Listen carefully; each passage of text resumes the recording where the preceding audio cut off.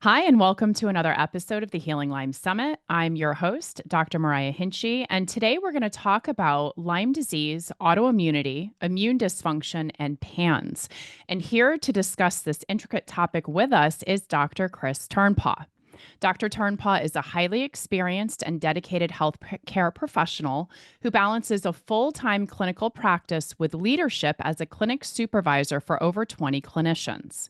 With over 15 years of experience conducting training sessions both nationally and internationally, Dr. Turnpaw is recognized as a leader in functional medicine. Dr. Turnpaw is a published author bringing digestible information to the public consumer with his 5 essential pillars for optimized wellness.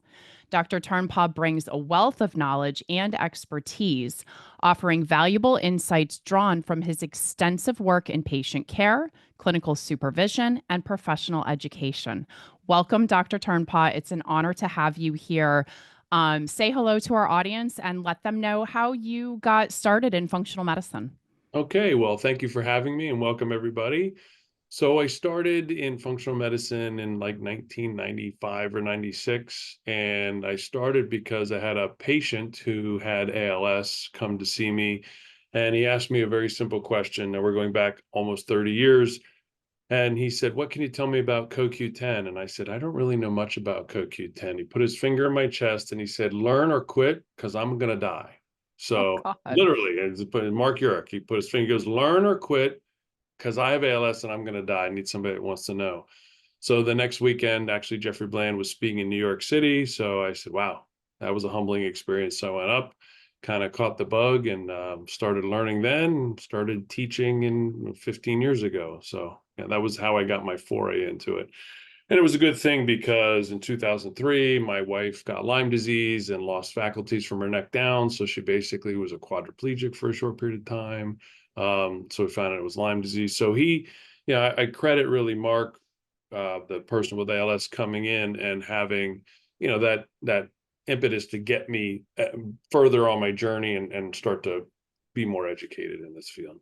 Yeah. And I mean, it sounds like it was a huge blessing in disguise and prepared you to be able to help your wife because there's just so much misinformation regarding Lyme and co-infections. And gosh, if you had just gotten, started down the standard road that most patients do, you might not have been able to help her the way that you were able to.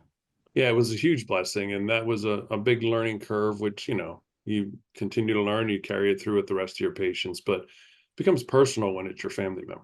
Yeah, definitely.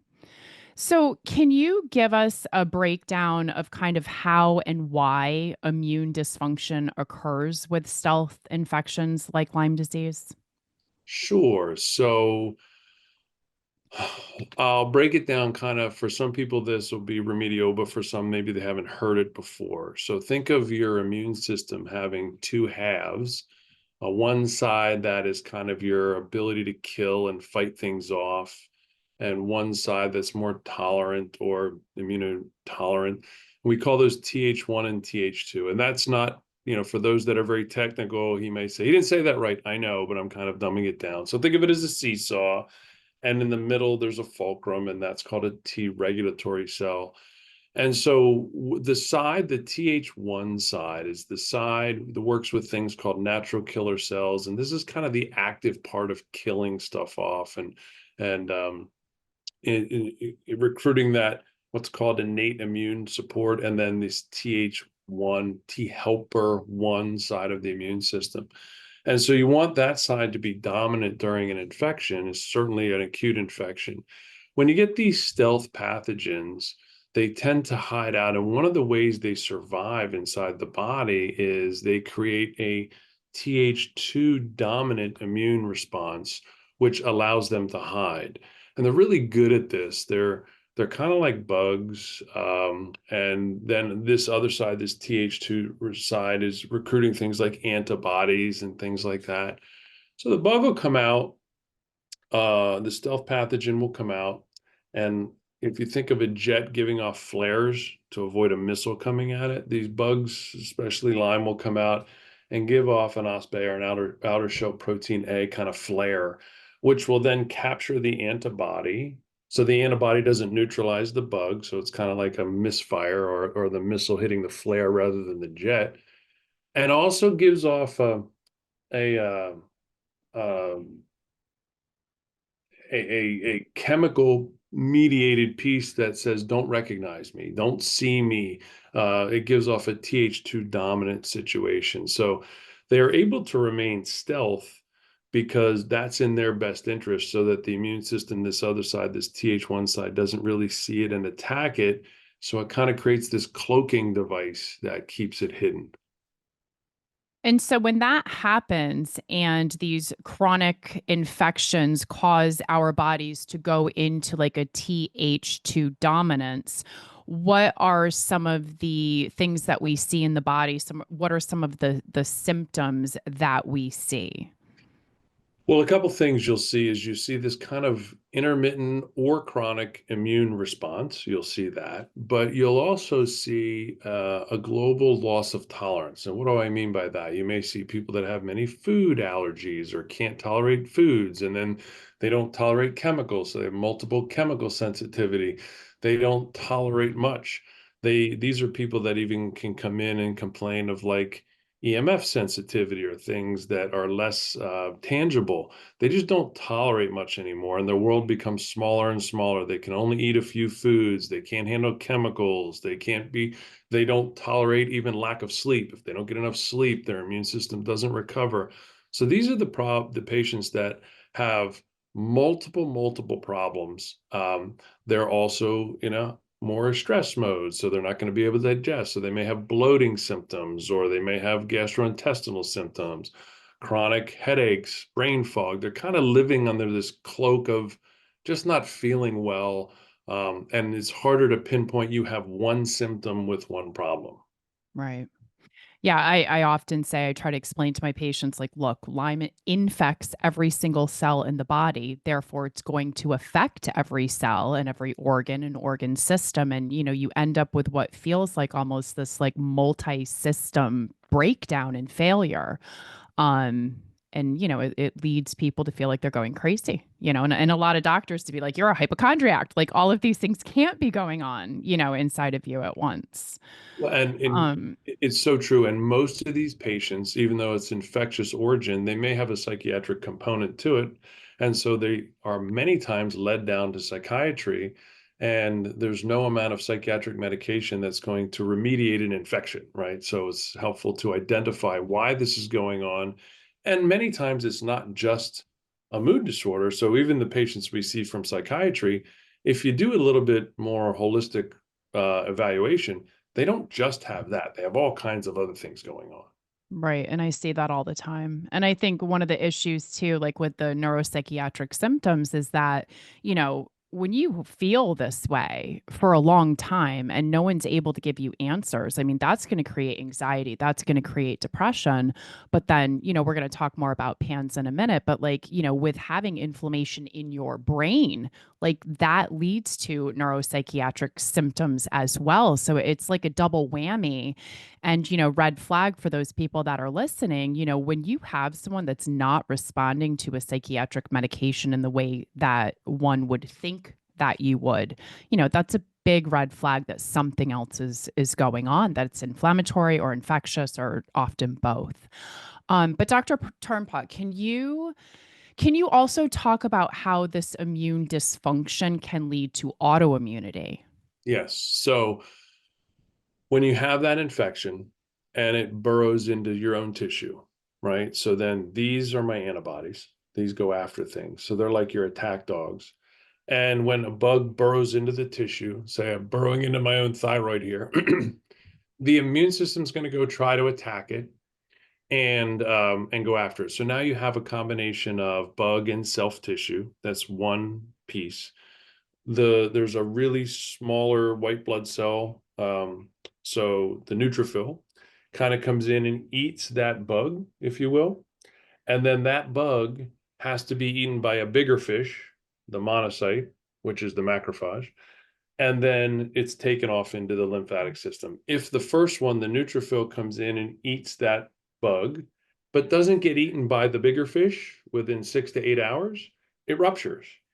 Now, when it ruptures self tissue, the little fish, and it ruptures the pathogen. So now you have what's called a debris field, or like landmines, which are a combination of self tissue, your own tissue, and a pathogen tissue.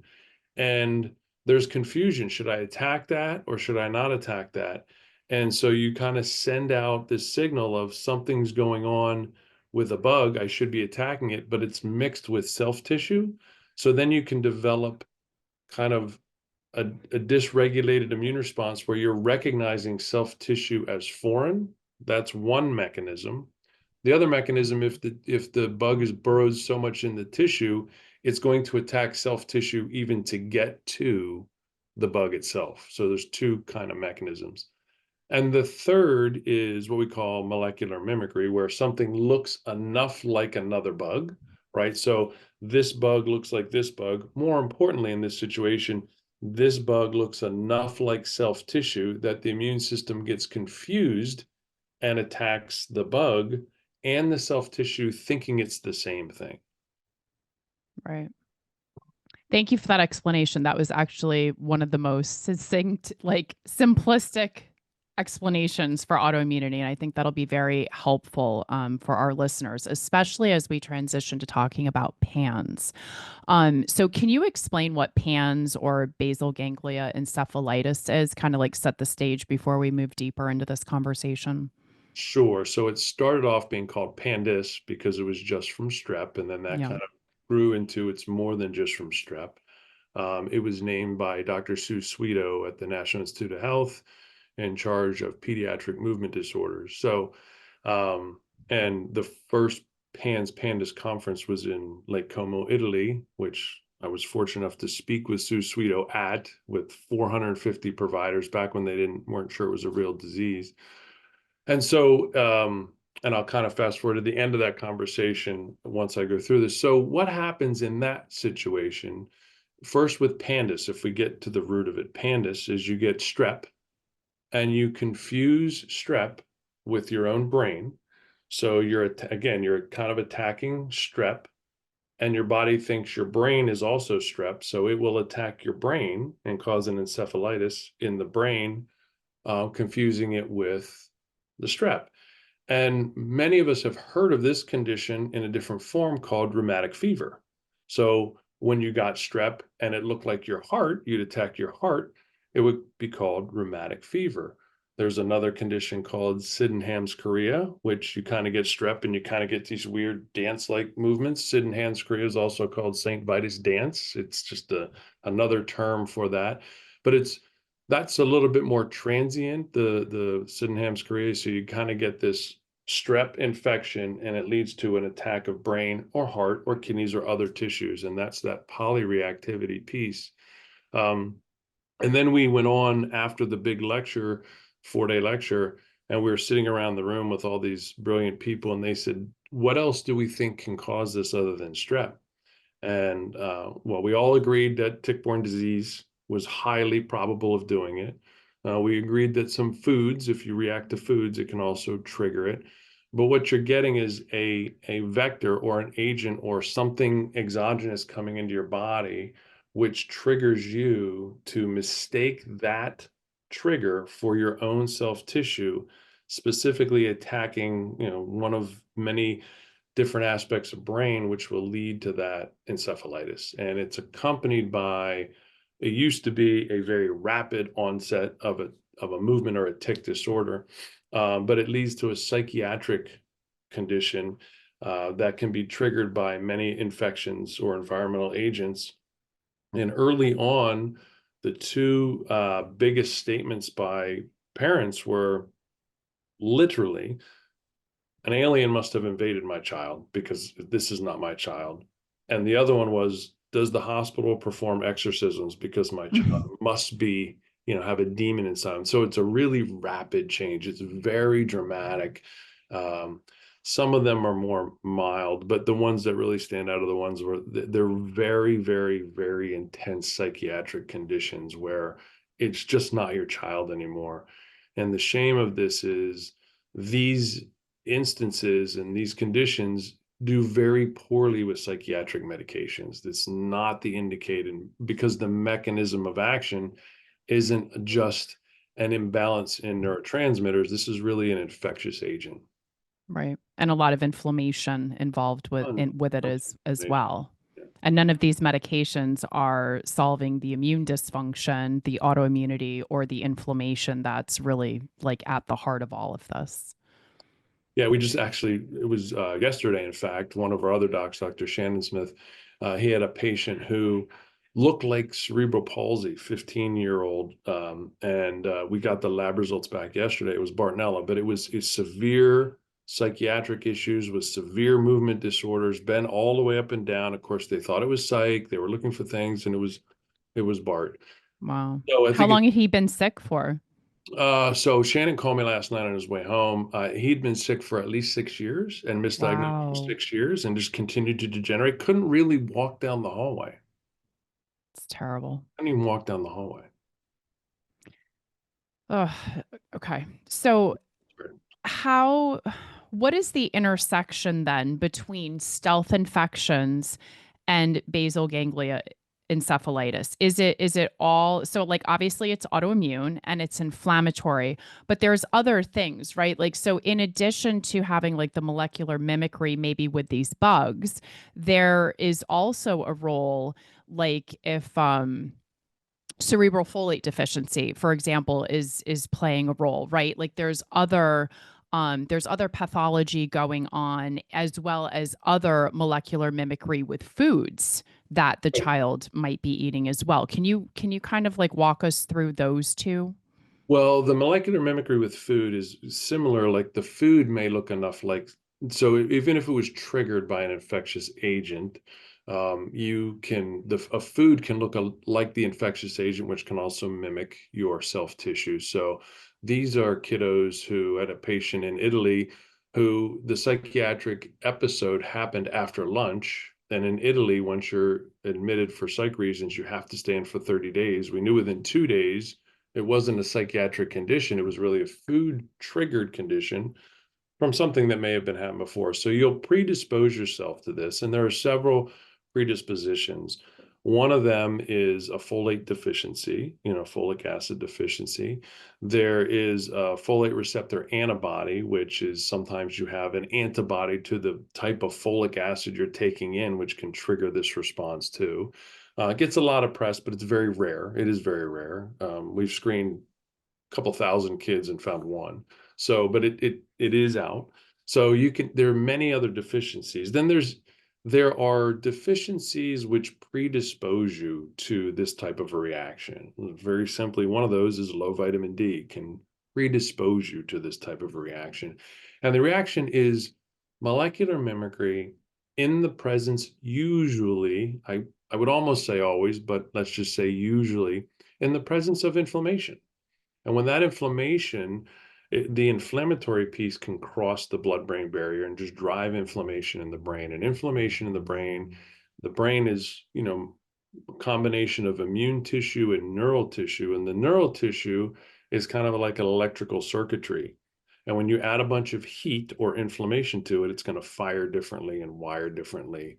So there are many predispositioning factors to having this encephalitis.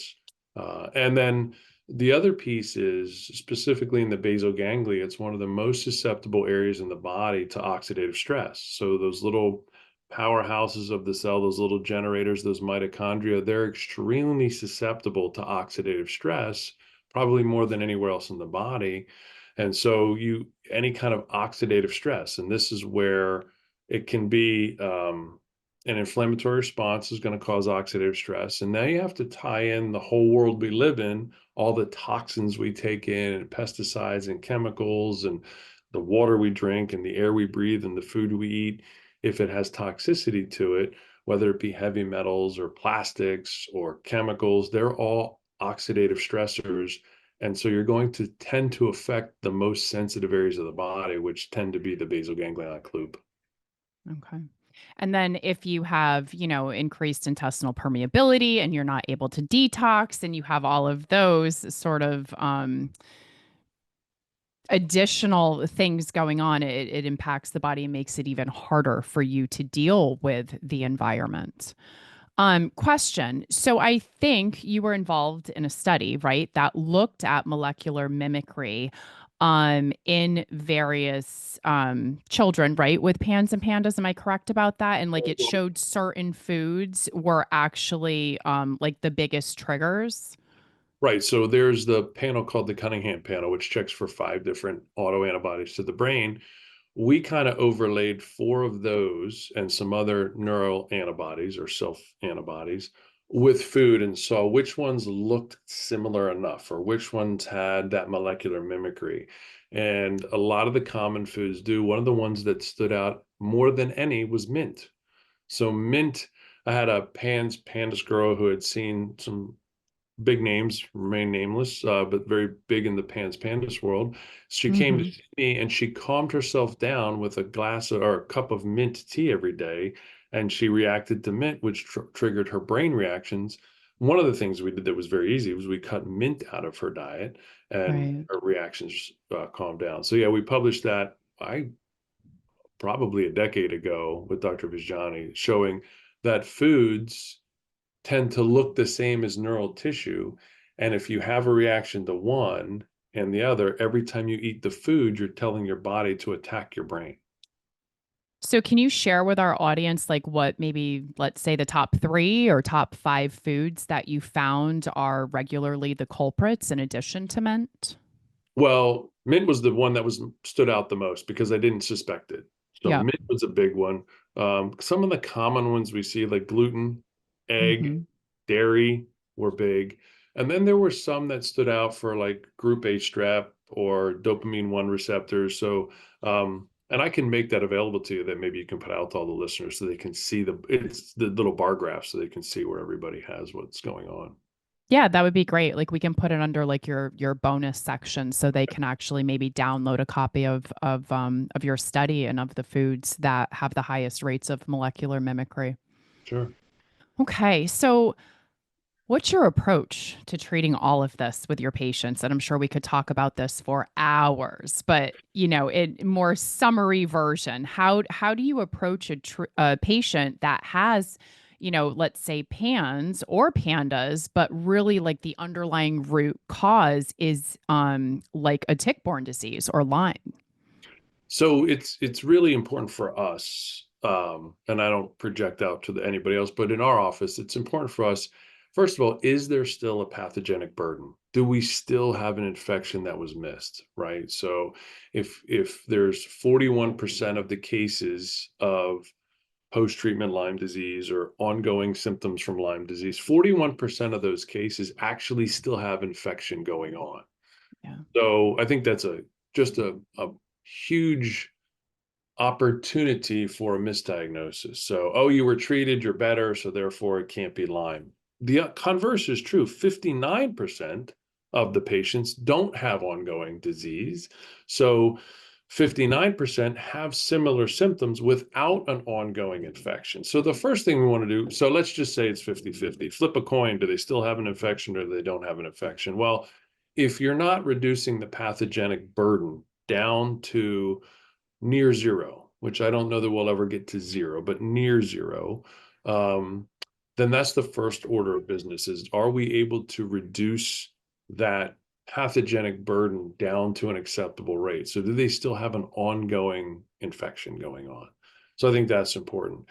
And then are they stuck in this dysregulated state of this high Th2 and low Th1 or inability to do that? And then what would be cofactors for that? We talked about the toxicity, certainly leaky gut. If we don't fix or start to repair that intestinal permeability and leaky gut, we're allowing different things to come into our body, which is going to activate our immune system. So gut has to be paramount. And then inflammation, including neural inflammation. So if we're not addressing the neural inflammation, that's a problem. So if they're reacting to everything, they have lost their tolerance to the world. If they're not reacting to certain foods, so again, I'm a simpleton. If you're reacting to everything, we have to build up tolerance. If you're reacting to a few things, we have to remove the few things. But it's really challenging to say you reacted to 108 foods, so you're not going to eat these 108 foods, and you're a 6-year-old or a 10-year-old or a 15-year-old. That's not reality. So you take out the big nasties that are going to continuously trigger, and then you build up tolerance so that you can tolerate most of the other foods. So I think it's important to build tolerance and take out the things that are still irritating. Make sure you don't have an ongoing infection. And also at the same time, support the body with the inflammatory cascades, reduce the inflammatory pieces, and help support that overall inflammation. With that in mind, then we want to shift that pendulum back over from Th2 dominance back towards Th1 dominance, or ideally neutral. So you still have that neutral approach.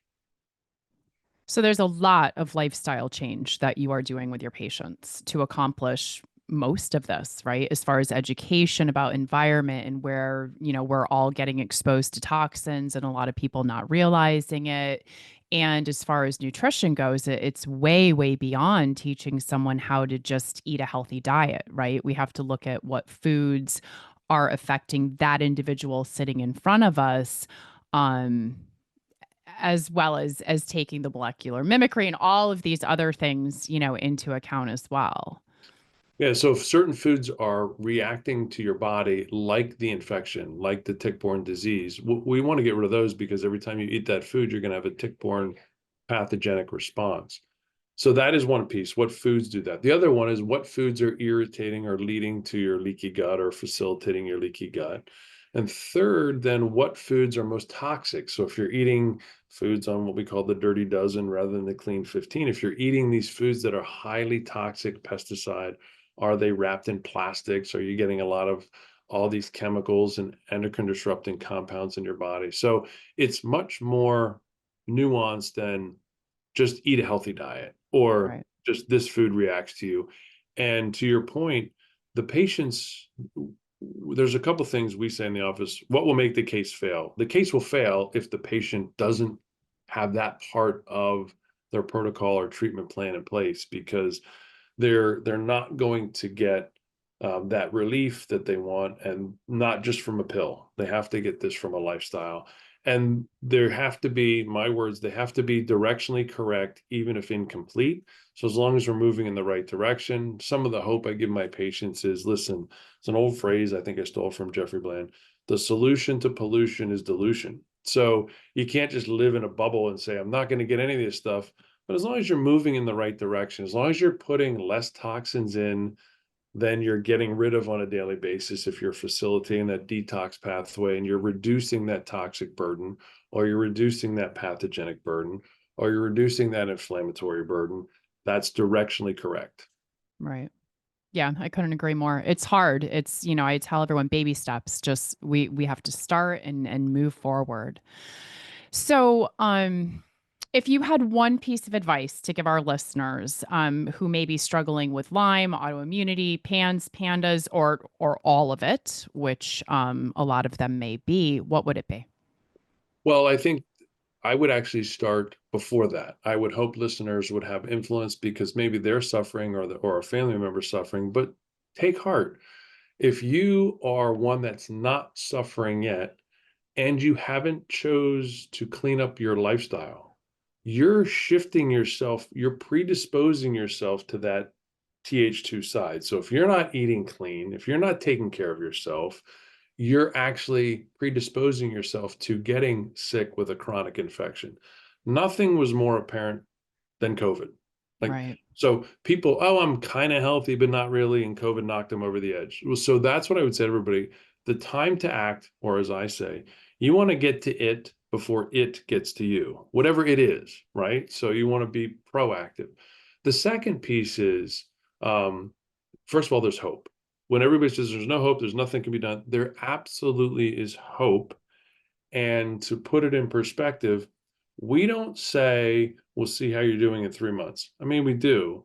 But what we try to say is we're going to compare summers to summers, winters to winters, and falls to falls, and springs to springs. So give yourself the ability, or the patience to say you're going to compare year over year results, be directionally correct. It doesn't have to be hard and fast. Day one, you have to do everything perfect, but you do need to take baby steps, and you do need to know that it takes time.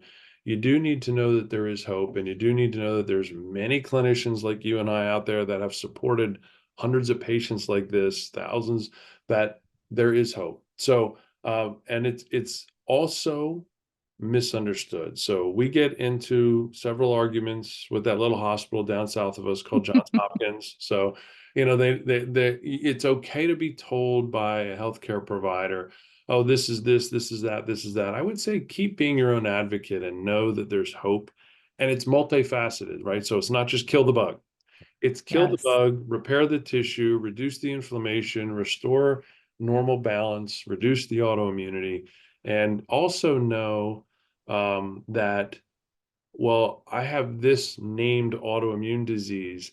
There's still hope for that. And oh, I'm just getting sicker. Well, you can't help me because I have this. All of those are really, if you break it down, a shift in the immune system, and there's lots of hope to shift it back.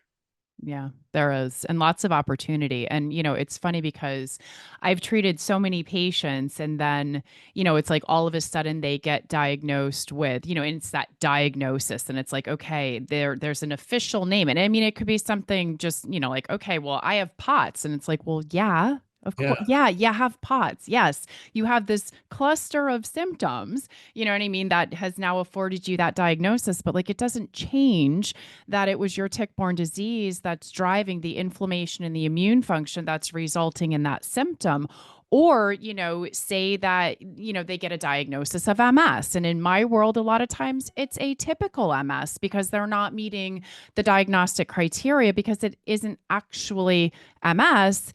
It's Lyme masquerading as MS, causing a lot of the symptoms, you know what I mean? That makes it look like it's MS. And then you have the other subset of patients where it's like they might truly have these autoimmune diseases, but I think you can slow down the progression and a lot of times even reverse it if it's being driven by these inflammatory infections that are the root cause of it. So if we're looking at autoimmunity as this antibody attacking self, mechanistically, what's driving that antibody other than self tissue? Yeah. So to your point, you have, if you can reduce the infectious driven autoimmune condition, you can ramp this down. And then you see things where different sub silos like rheumatology or neurology, they'll label something MS or they'll label it rheumatoid arthritis, but you can be seronegative rheumatoid arthritis. And so that means, yeah, the numbers aren't there like they're supposed to be, but you still have it Right. anyway, which means I don't really know what it is, but it kind of fits this description. And so describing something doesn't help us usually give us a mechanistic approach as to why it's there. So again, if you have sclerotic tissue on your brain in multiple areas, we'd call it multiple sclerosis. But how does that mechanism, so what do we do for that? Like, what's the mechanism behind that? Or you have rheumatoid arthritis, but why? What's the mechanism behind that? And I think that's all of those, even if it's truly, you know, infection drives autoimmunity, infections go on, still have autoimmunity. There's still ways to dampen that response by reducing the inflammatory cascade, not continuing to trigger in maybe blind spot silos like diet and leaky gut and inflammatory processes. I think there's a whole host of things that can be done, even in the presence of a true autoimmune reaction, autoimmune disease. Absolutely. Yeah, I agree 100%. So, Dr. Turnpot, for our listeners, if anybody wanted to come and see you or come to one of your clinics or see one of your other clinicians, how could they reach you? Well, our website is www.turnpaughwc. So it's TURNPAUGHHWC.com. And our phone number, I believe, is 717-795-9566. Awesome. Thank you so much for being here with Having me. me. True pleasure. I love getting the word out, and it's a pleasure spending time with you. I do as well. Thanks, everyone at home. Thanks for listening. I hope that this truly was helpful on your journey healing from Lyme, and we'll see you next time. Take care.